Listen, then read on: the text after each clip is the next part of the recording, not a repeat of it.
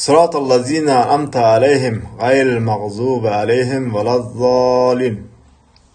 راه کسانی که به آنها نعمت دادی، نه کسانی که بر آنها خشم گرفتی یا مورد خشم قرار گرفتن و نه گمراهان.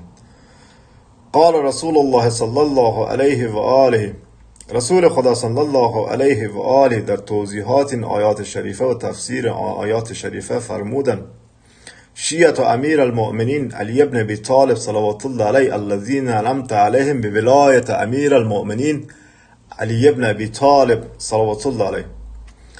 شیعیان امیر المؤمنین علی ابن ابی طالب سلام الله علیه کسانی که با ولایت امیر المؤمنین علی ابن ابی طالب صلوات الله علیه ولایت خاندان عصمت و طهارت علیهم السلام شاملا به آنها نعمت دادی. لم تغضب علیهم و لم یذلوا، و بر آنان خشم